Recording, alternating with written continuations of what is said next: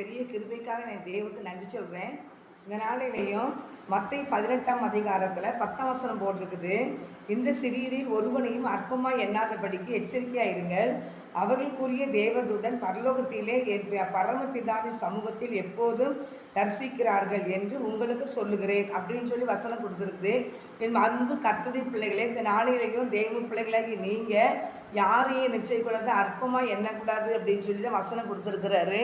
அற்பமாக யாரும் எண்ணக்கூடாதான், எண்ணாதபடிக்கு எச்சரிக்கையார்கள். அவர்களுக்குரிய தேவதூதன் தேவனுக்கு முன்னால் என்ன செய்கிறாங்க, பரலோகத்தில் என் பரம பிதாவுக்கு முன்பாக பிதாவின் சமூகத்தை எப்போதும் தரிசிக்கிறார்கள் என்று உங்களுக்கு சொல்லுகிறேன். அப்போ ஒவ்வொருத்தருக்கும் தேவ தூதன் ஆண்டு கொடுத்துருக்கிறாரு. அவங்க எப்போதும் பரம பிதாவுக்கு முன்னால் நிற்கிறாங்க. அப்போ நம்மளை அற்பமாக ஒருத்தங்க எண்ணும் போது அதை அவங்க சொல்கிறாங்க, இவங்க இப்படி மட்டமாக பேசுகிறாங்க, அற்பமாக எண்ணுறாங்க அப்படிங்கிறத அவங்க போய் அவங்க சொல்கிறாங்க. நம்மளுக்கு எல்லாத்துக்குமே ஒரு தூதன் கொடுக்கப்பட்டிருக்காங்க.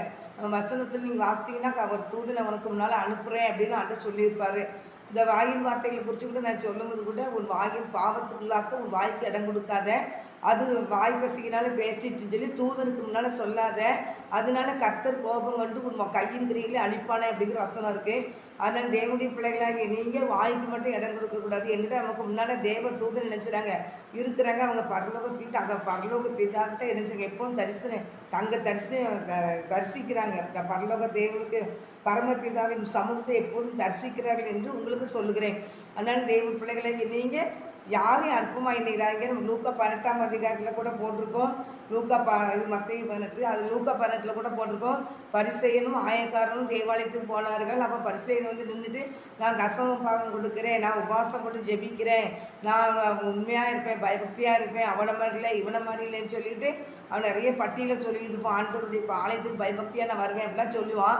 ஆனால் ஆயக்காரன் நேரே ஆலயத்தில் உள்ளே வரக்கூட வெங்காயம் பயந்து வெளியிருந்து மார்புல கையை வச்சுக்கிட்டு ஆண்டவர் தேவனை நோக்கி, ஆண்டவரை பாவியாக என் மேல் கிருபையாக இருங்கப்பா, நான் ஒரு பாவிப்பான்னு சொல்லி தன்னை தாழ்த்து ஆண்டவர் சமுத்திரம் கண்ணீர் வடிக்கிறான். அதனால் தேவ சமுத்திரம் தன் இருதயத்தில் நினச்சி நான் இருக்கிறதெல்லாம் சொல்கிறான், நான் பாவிதான்ப்பா, நான் என்கிட்ட ஒன்றுமே கிடையாதுப்பா அப்படிங்கிறான். ஆனால் பாருங்கள், ஆண்டவர் அதை பார்க்குறாரு. அவன் பெருமையாக பேசுகிற வார்த்தையே ஆண்டவர் என்ன சொல்கிறாரு, இவன் அல்ல நீதிமான், அவனே நீதிமான் அப்படின்னு சொல்லி, இவன் இல்லை அவனே நீதிமான் அப்படின்னு சொல்லி வெளியே நிற்கிற ஆயக்காரனை பார்த்து ஆண்டவர் சொல்கிறாரு. அதனால் யாரையும் வச்சு நம்ம அற்பமாக எண்ணிடக்கூடாது, மட்டமாக பேசிடக்கூடாது. அதனால் தேவ தூதர்கள் அதை பார்த்துட்டு இருக்காங்க. உடனே அந்த நிமிஷத்துலேயே ஆண்டவர் சொல்லிடுவார். அதனால் உபவாசம் ஜெபம் போட்டு ஜெபிச்சாலும் சரி தான், அது தசம பாகம் கொடுத்தாலும் சரி தான், நம்ம ஆலயத்தை கட்டி கொடுத்தாலும் சரி தான். ஆனால் அடுத்தவங்களை மட்டம் தட்டி பேசும்போது ஆண்டவர் அவன் இல்லை இவன் இல்லை நீதிமான், அவன் தான் நீதிமான், அவன்கிட்ட துட்டு கொடுக்குற வசதி இருக்காது.